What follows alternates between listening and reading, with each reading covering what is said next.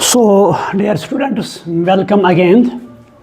So, as you know that we are discussing this growth hormones of chapter growth and development chapter जो है, इसी में जो दूसरा टॉपिक है ग्रोथ हार्मोन, तो ये डेवलपमेंट में आता है। तो इसमें हमने दो हार्मोन्स ऑलरेडी कंप्लीट किए। फर्स्ट वाज ऑक्सिन्स, तो उसके बाद जिबरेलिन्स मैंने बता दिया। तो अब थर्ड हार्मोन जो है that is called as cytokinins. तो अगर यहाँ पर ये आज का टॉपिक है, अगर यहाँ पर हम ले लेंगे साइटोकाइनिन, तो ये एक्चुअली वर्ड है, it has been derived from, या हम यहाँ कहेंगे ये जो केमिकल सबस्टेंसेस हैं, कुछ देखे गए ऐसे केमिकल सबस्टेंसेस जो सेल डिवीजन प्रमोट करते हैं। Some chemical substances are hormones, they promote or initiate or enhance cell division in plants. So cell division, it is also called as cytokinesis, है ना। मतलब जब हम माइटोसिस की बात करते हैं तो माइटोसिस जो है ये दो स्टेज में कंप्लीट होता है। एक तो कैरियोकाइनेसिस है ना, कैरियोकाइनेसिस जो मैंने बहुत बार आपको बताया कि इसमें जो न्यूक्लियस है, मान लो यहाँ पर सेल है, कैरियोकाइनेसिस इसमें एक न्यूक्लियस है। तो जब इसमें कैरियोकाइनेसिस होगी तो यहाँ पर कितने न्यूक्लियस बनेंगे? दो न्यूक्लियस। तो उसके बाद ये सेल जो है ये वाल फार्मेशन, सेल वाल, अगर प्लांट हो सेल वाल बनाएगी, यहाँ पर अगर एनिमल सेल हो तो उसमें सेल मेम्ब्रेन बनाएगी। तो चूँकि हम प्लांट्स पढ़ रहे हैं इसे हम कहेंगे प्लांट सेल, क्लियर।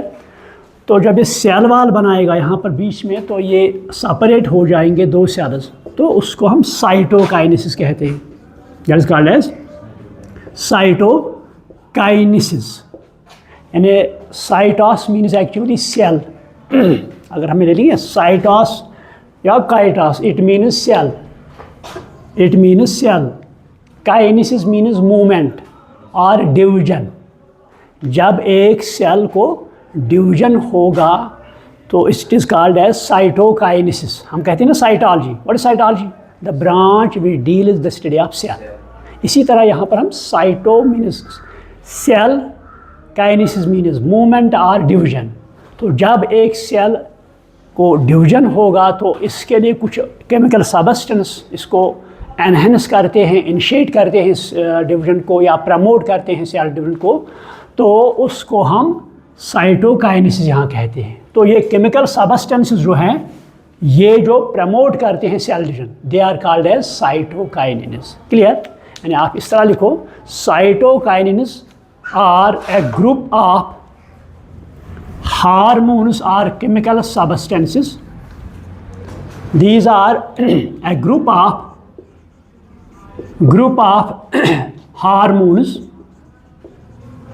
हार्मोन्स और केमिकल सबस्टेंसेस, क्योंकि हार्मोन्स तो केमिकल्स ही होते हैं ना, इसलिए मैं कह रहा हूँ केमिकल सबस्टेंसेस विच प्रमोट और एनहेंस और इनिशिएट सेल डिवीजन।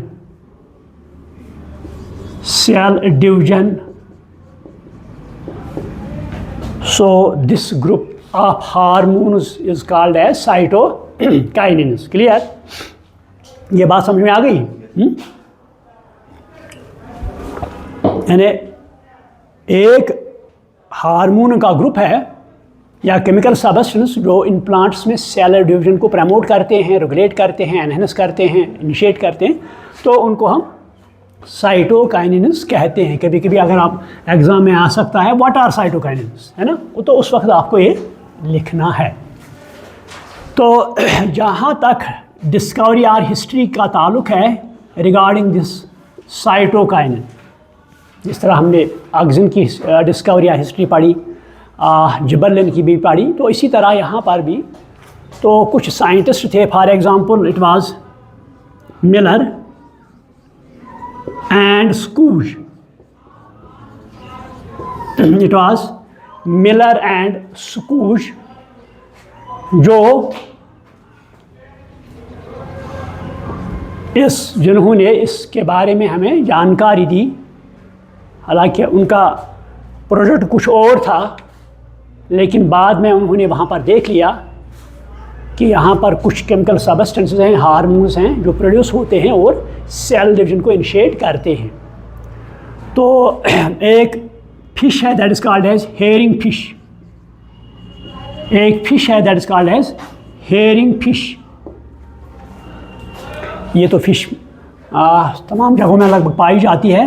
तो इस हेरिंग फिश से जो इसकी स्पर्म है, तो उस स्पर्म से डीएनए निकाला गया। इसी पर एक काम करते थे, क्लियर? हेरिंग स्पर्म डीएनए, यानी आप इस तरह लिखो, it is called as herring sperm DNA, यानी ये इस पर काम कर रहे थे। तो दे वर ऑटोक्लेविंग इट। पहले आप समझ में आ गया what is herring sperm DNA, यानी एक्चुअली ये डीएनए जो है ये स्पर्म से निकाला गया है, मगर किस फिश से? हेरिंग फिश से। तो वो इसको ऑटोक्लेव कर रहे थे। ऑटोक्लेव क्या होता है? ये एक प्रोसेस है जिसमें हम सबस्टेंसेस को स्टेरलाइज करते हैं।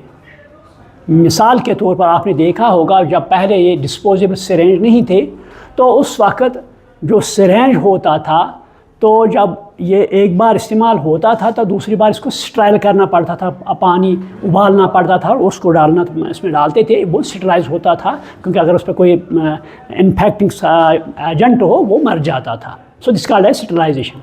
तो इसी तरह यहाँ पर जब ये काम करते थे इस पर, तो उन्होंने इसको ऑटोक्लेव किया कि कहीं इस पर कोई फंगस मत हो, कोई और इन्फेक्टिव सबस्टेंस मत हो, तो उन्होंने इसको क्या किया? ऑटोक्लेविंग। तो इसमें उन्होंने क्या किया? इसको प्रेशर दे दिया और हीट दे दिया, ताकि जो इन्फेक्टिंग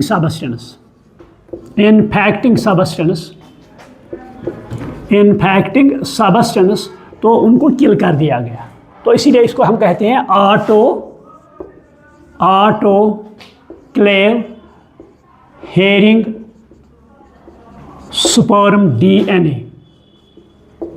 किताब आप पढ़ेंगे ऐसे, ऑटोक्लेव हेरिंग स्पर्म डीएनए। उस वक्त आपको कन्फ्यूजन नहीं होना है, सिंपली ये डीएनए जो है स्पर्म ऑफ हेरिंग फिश से निकाला गया, उसके बाद उसको ऑटोक्लेव किया गया, स्टेरलाइज किया गया, ताकि इस पर कोई इन्फेक्टिंग एजेंट मत हो, वो इसको डिस्ट्रॉय कर सकता है, डैमेज कर सकता है, तो उसको किल करने के लिए उनको ऑटोक्लेव कर दिया। क्लियर?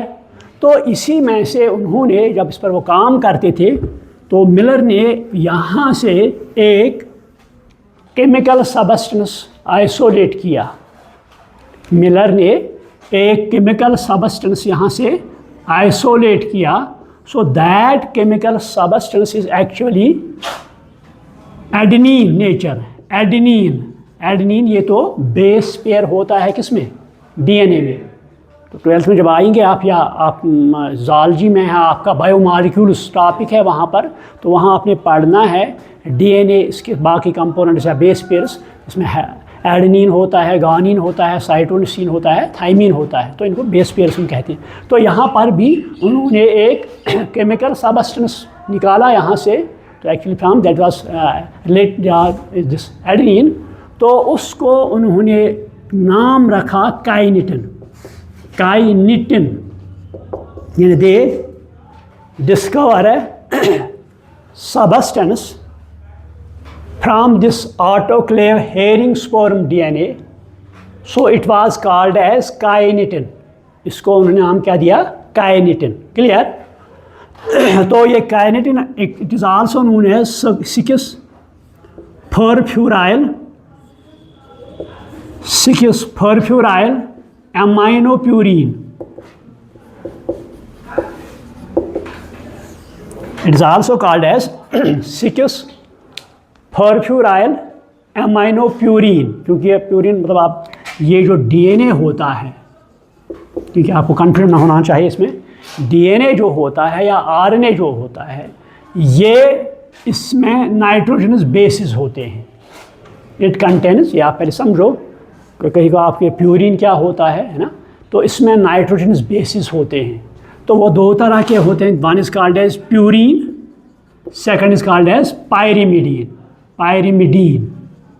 तो जो प्यूरिन होते हैं that include adenine and guanine, जो पायरिमिडीन होते हैं दिस इंक्लूड साइटोसिन एंड, ठीक है। सो यही प्यूरिन मैंने कहा ना यहाँ adenine, so this is called as six phosphoryl amino purine, clear. तो ये इसको काइनेटिन उन्होंने नाम दिया।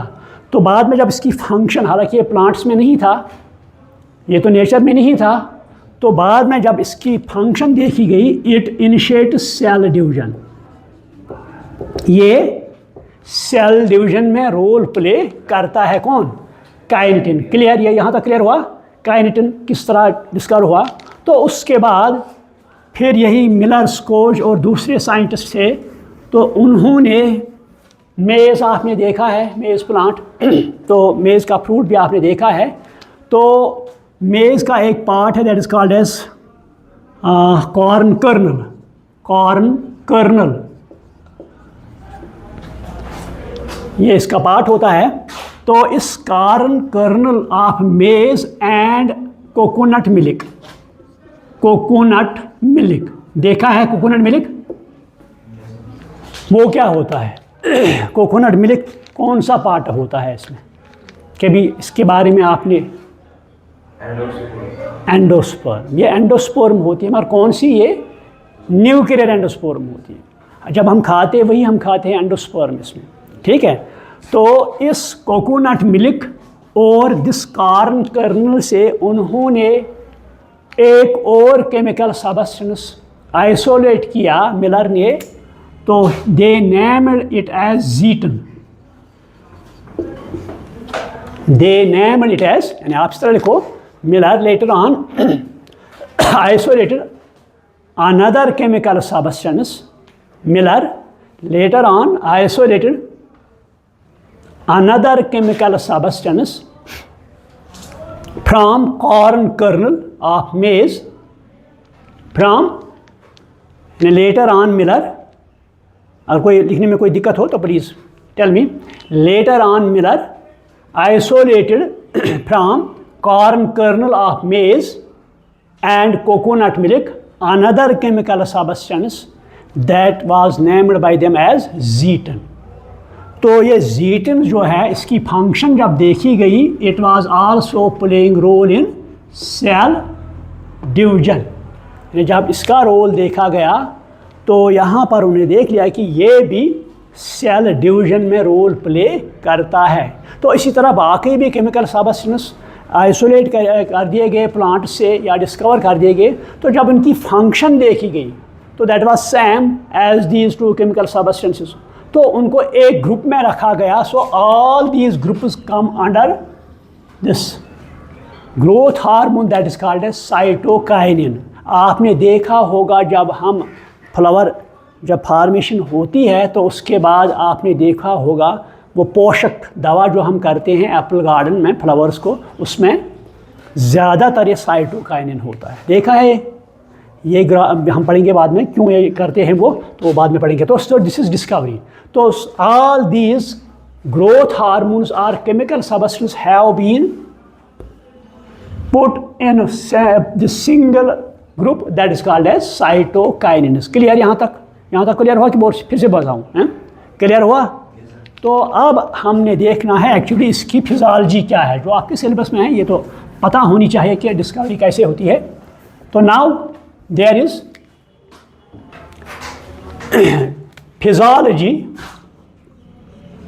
फिजियोलॉजी या हम कहेंगे रोल या हम कहेंगे फंक्शंस।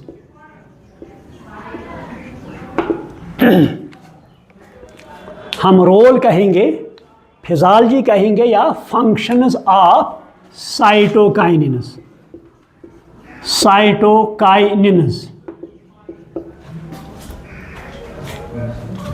तो फर्स्ट मैंने बता दिया कि जब ये ग्रुप ऑफ हार्मोन्स जब इनको डिस्कवर किया गया तो इनमें एक ही जो फंक्शन सिमिलर उसमें that was cell division. Clear? So first क्या हम लिखेंगे, फर्स्ट फंक्शन इज, आप लिखो, first function is cell division. First function is cell division. मगर अगर आपको याद होगा जब मैंने ऑक्सिन पढ़ाया आपको तो उस वक्त मैंने बताया auxin also plays role in cell division, लेकिन वो अकेला सेल डिवीजन प्ले नहीं करता है जब तक वो किसके साथ हम कंबाइन करेंगे, साइटोकाइनिन। तो आप ये लिखो cytokinin is in combination with auxins initiate or promote cell division. Initiate or promote cell division.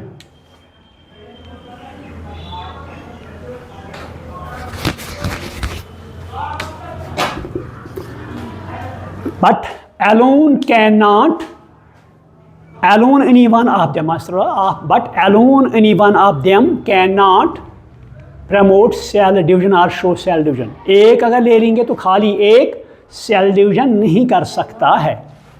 ये alone can not, but alone of them can not, but alone of them can not initiate और promote cell division, initiate और promote cell division. तो ये आपको exam में as objective question आ सकता है ना। नीट के एतबार से हम देखेंगे इसको, आपका बोर्ड का एग्ज़ाम है उसके एतबार से देखेंगे, वहाँ ये आ सकता है which one of the following hormone promotes और initiate cell division. Auxin only, cytokinin only, both A and B. इस तरह क्वेश्चन, या इसी तरह आपने कहा ना, इसी तरह क्वेश्चन आ सकता है। ये क्वेश्चन आता है अक्सर एग्ज़ाम। तो इसके बाद मगर ये कब सेल डिवीजन करते हैं, देखो जब हम कंसंट्रेशन दोनों की, चाहे ऑक्सिन हो उसकी कंसंट्रेशन या साइटोकाइनिन की concentration, it should be equal. The concentration of both hormones should be equal, should be equal. तो तभी तो ये सेल डिवीजन कर सकते हैं, कैलस बना सकते हैं, ठीक। तभी तो ये यानी कंसंट्रेशन उनकी इक्वल होनी चाहिए, ना ज़्यादा ऑक्सीजन होना चाहिए ना ज़्यादा। अगर फॉर एग्जांपल 1 ग्राम वो ऑक्सीजन ले लेंगे, फॉर एग्जांपल, आप ये रट्टा नहीं लगाना, हम साथ नहीं कहा हम 1 ग्राम ले लेंगे, ये मिलीग्राम में हम लेते हैं। तो for example 1 gram cytokinin, 1 gram should be oxygen, clear. तो इसीलिए मैंने कहा concentration of both should be equal, तो तब ये सेल डिवीजन इनिशिएट और प्रमोट कर सकते हैं। तो उसके बाद ये जो साइटोकाइनिन है, कभी कभी क्वेश्चन आता है ये प्लांट के किस पार्ट पर प्रोड्यूस होता है, कहाँ पर ये प्रेजेंट होता है ना।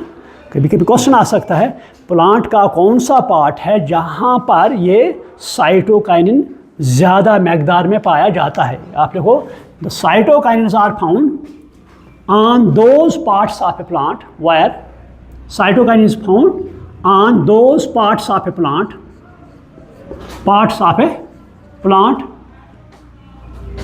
which are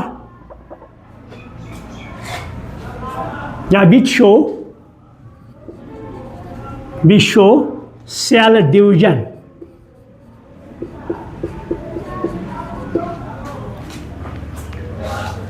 which show cell division, वो पार्ट्स जहाँ पर सेल डिवीजन, फॉर एग्जांपल आप ले लेंगे रूट टिप है ना, शूट टिप,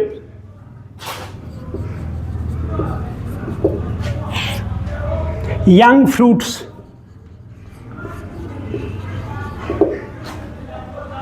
तो इनमें ज़्यादा मकदार में पाया जाता है, ठीक है। तो यहाँ पर और एक बात मैं बताना चाहता हूँ इस सेल डिवीजन के बारे में। ये जो मैंने कहा वहाँ पर पाया जाता है जहाँ पर सेल डिवीजन एक्टिवली प्रेजेंट हो, ठीक है, तो वहाँ पर ये पाया जाता है। तो उसके बाद ये सेकंड रोल जो है किसका, cytokinins, that is they help in, they increase, आप देखो they increase in number of chloroplasts in leaves, increase in number of chloroplasts in leaves, यानी लीफ में क्लोरोप्लास्ट सेल्स में जो होते हैं उनका नंबर ये इंक्रीज करने में रोल प्ले करते हैं। Next, lateral growth. Lateral growth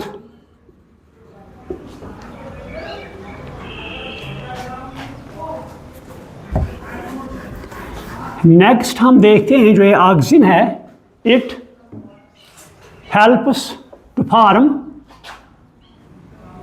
या production of interfascicular cambium. Interfascicular cambium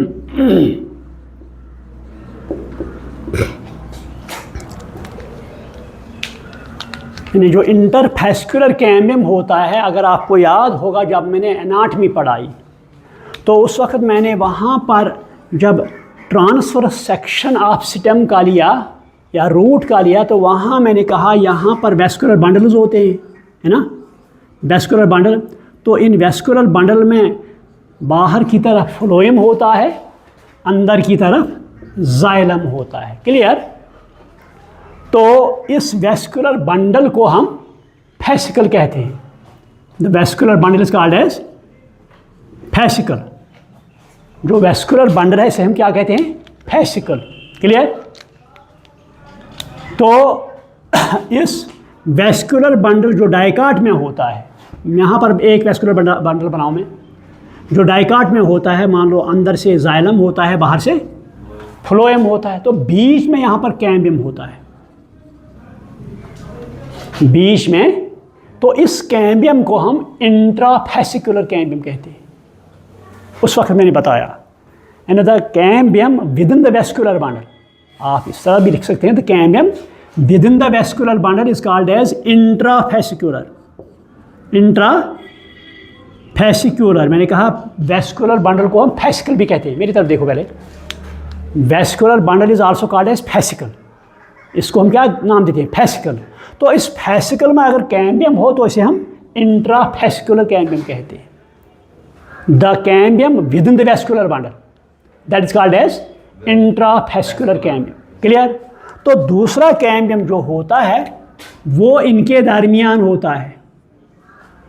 board की तरफ आप देखो, ये तो वेस्कुलर बंडल है, हर एक बंडल में कैम्बियम है, ठीक?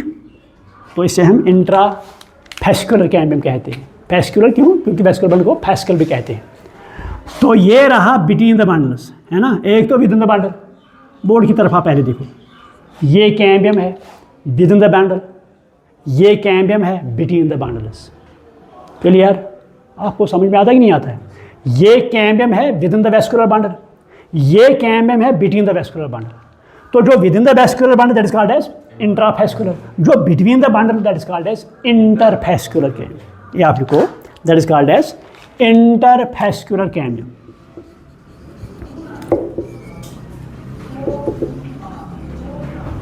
That is called as interfascicular cambium. तो यही बनाने में साइटोकाइनिन रोल प्ले करता है, ठीक? तो इसीलिए मैंने कहा इट हेल्प्स इन प्रोडक्शन और formation of interfascicular cambium, the cambium between the two vascular bundles. Clear? ये रही इसकी और एक फंक्शन। तो ये और एक रोल है इसका, it delays,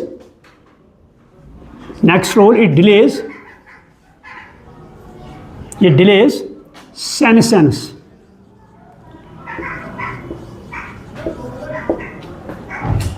it delays senescence. तो अगर आपको याद होगा सेनेसेंस मैंने बताया, मान लो ये just parallel to ageing of animals.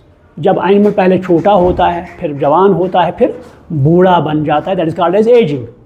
लेकिन प्लांट में एजिंग, क्योंकि प्लांट जब तक जिंदा है तब तक इसमें ग्रोथ होती है, तो यहाँ पर एजिंग नहीं है। लेकिन यहाँ पर कुछ पार्ट्स डैमेज होते हैं, चाहे कभी स्टेम डैमेज होता है, रूट डैमेज, तो उसमें हम सेनेसेंस फिनोमेनन इस्तेमाल करते हैं।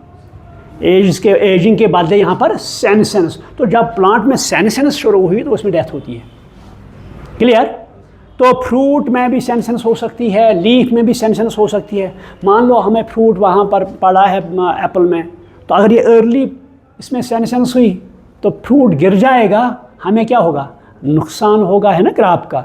तो हम चाहते हैं कि ये थोड़ी देर तक और एक्टिव रहे, तो उस के लिए हम ये जो साइटोकाइनिन है इसकी स्प्रे करते हैं। या अगर आप ये काम करोगे, ये आप सोल्यूशन बनाओ साइटोकाइनिन का, ठीक है, ये साइटोकाइनिन का सोल्यूशन है, तो प्लांट से एक लीफ काट के लाओ, फिर इसमें रखो, तो आप देखेंगे इसमें सेनेसेंस इसकी साइमल्टेनियसली नहीं होगी, बल्कि it will take some time. Clear? So इसलिए मैंने कहा it delays senescence in leaves as well as in fruits. तो ये रोल जो है ये हम किसके लिए, मतलब इसका हम फ़ायदा उठाते हैं इन एग्रीकल्चर और इन horticulture.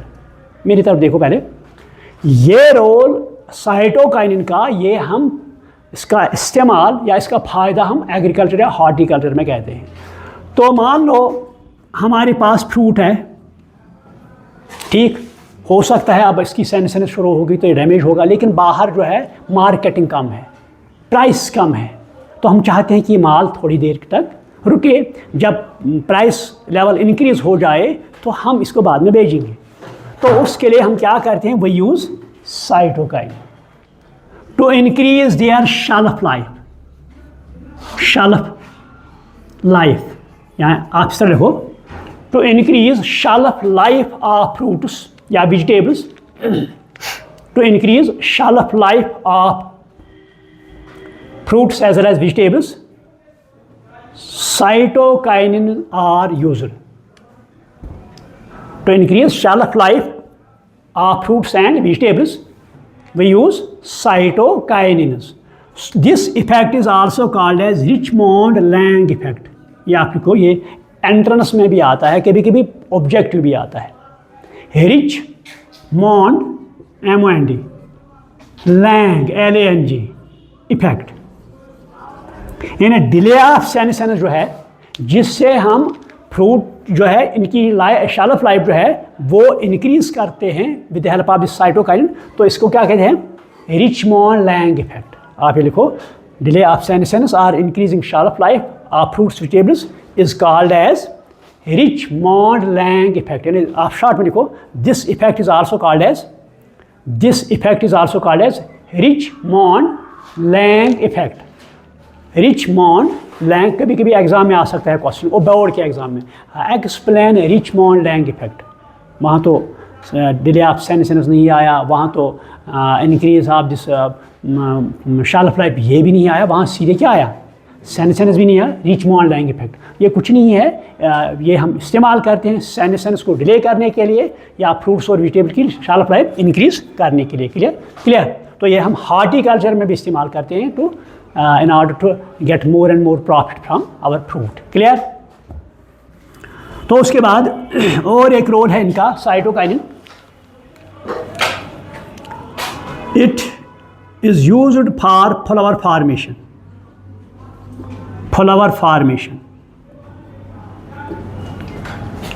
It is used for flower formation.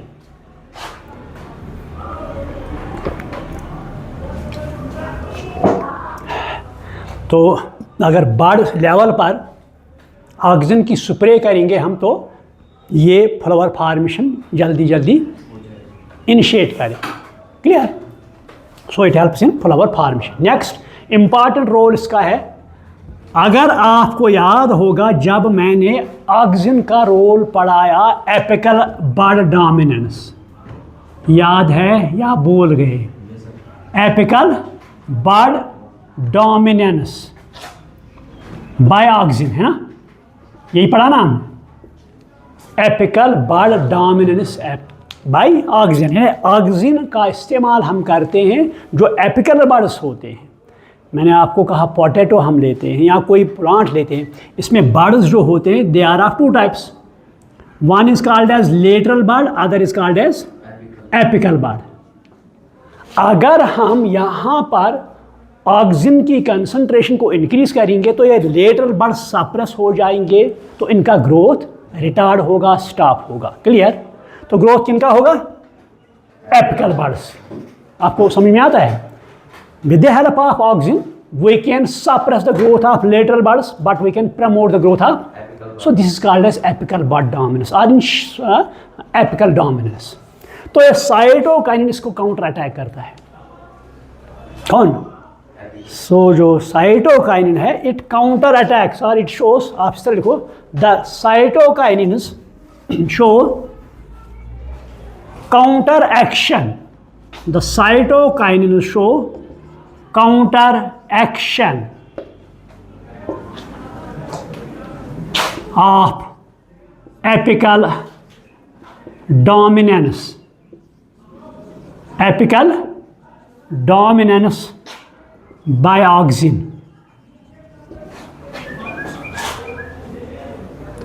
तो there will be antagonistic role है ना, there will be antagonistic role, antagonistic role यानी against.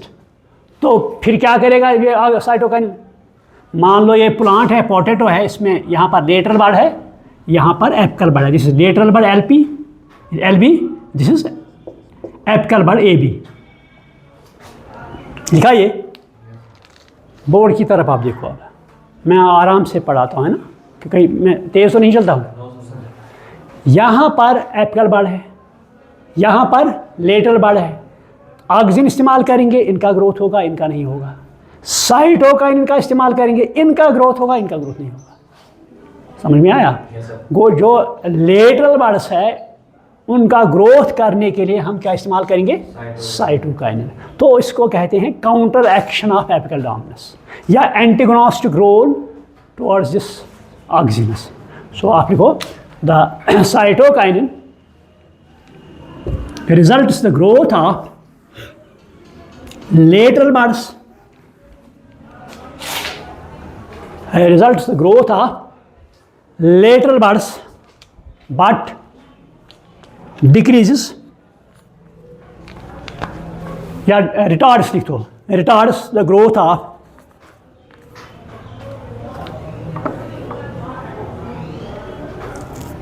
retards the growth of apical buds। ये इसका और एक रोल है। Next role is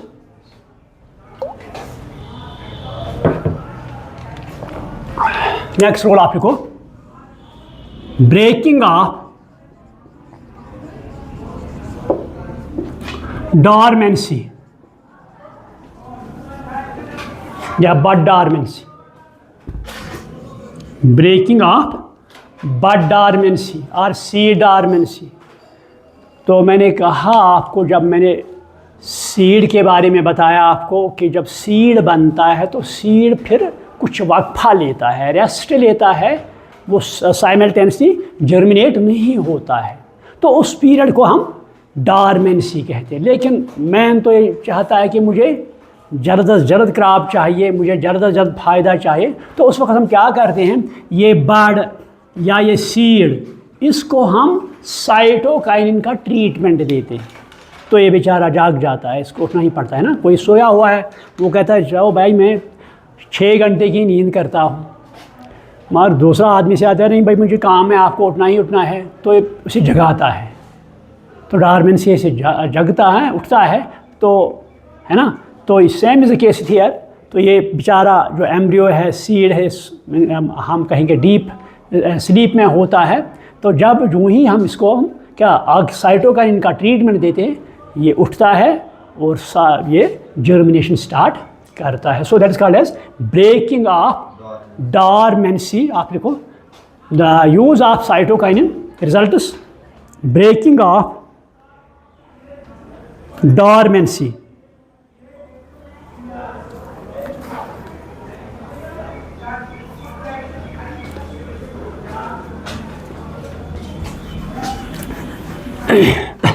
next role इसका है cell elongation and cell differentiation. Cell elongation and cell differentiation. अगर आपको याद होगा ये तो these are the phases of growth है ना, these are 2 phases of growth. जब हमने ग्रोथ पढ़ा तो ग्रोथ में मैंने बताया there are 3 phases, one is called as cell division, second is called as cell elongation, third is called as differentiation और मैचुरेशन। तो अगर हम यहाँ पर देखेंगे, ये तीनों रोल प्ले करता है ना, cytokine they play all the 3 roles. Cell division में भी रोल प्ले करता है, सेल इलांगेशन में भी और सेल डिफरेंशिएशन में। तो ये हमने पढ़ा। अब अगर हम ले लेंगे, मान लो यहाँ पर कैलस है, यहाँ पर कैलस है, दिस इज कैलस। तो कैलस मैंने बता दिया it is undifferentiated mass of cells, है ना, callus is undifferentiated mass of cells. अगर हम इसमें ऑक्सीजन की कंसंट्रेशन को इंक्रीज करेंगे इसमें, तो there will be root formation. अगर हम इसमें ऑक्सीजन की कंसंट्रेशन इंक्रीज करेंगे, there will be root formation. अगर साइटोकाइनिन की कंसंट्रेशन इंक्रीज करेंगे, there will be shoot formation.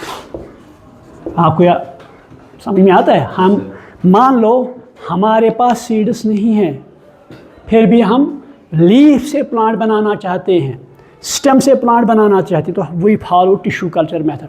तो टिश्यू कल्चर मेथड में हम पहले कैलस, सेल डिवीजन, तो उसमें यही ले लेंगे कौन कौन, oxygen and cytokinin, but concentration should be equal, तो वो कैलस बनाएंगे। तो उसके बाद क्या करेंगे हम, जिस ऑक्सीजन की कंसंट्रेशन को इंक्रीज करेंगे, there will be root formation.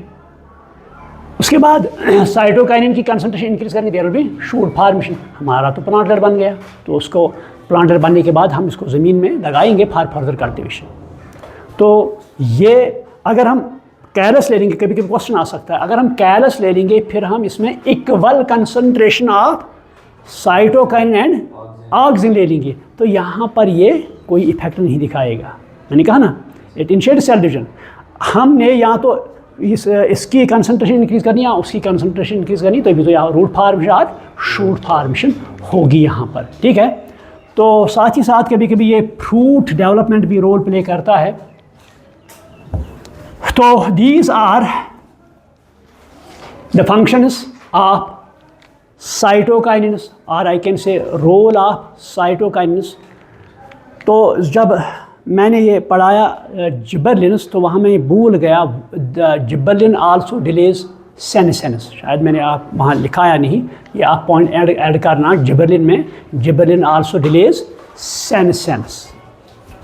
तो I think this is all about cytokinin. अब तो यहाँ 2 हार्मोन्स रहे हैं, one is ethylene, second is abscission. मेरे ख्याल में कल ये हम दोनों हार्मोन्स ले लेंगे, तो इसको हम कंप्लीट करेंगे फिजियोलॉजी को, तो उसके बाद हम लोअर बॉटनी में चले जाएंगे। तो एनी क्वेश्चन, एनी कन्फ्यूजन, ये समझ में आ गया कि नहीं आ गया? Clear? So I should stop more here. तो कल हम एथिलीन एंड एब्सिसिक जो 2 रिमेनिंग हार्मोन्स, हालांकि मैंने बता दिया, जो इथिलीन है sometimes that acts as growth promoter, sometimes that acts as growth inhibitor, so it in between, but एब्सिकेशन always कभी कभी 1-2 फंक्शंस वो करता है, वो मैं कल बताऊंगा आपको। सो टिल दैट, हाफिज़, थैंक यू।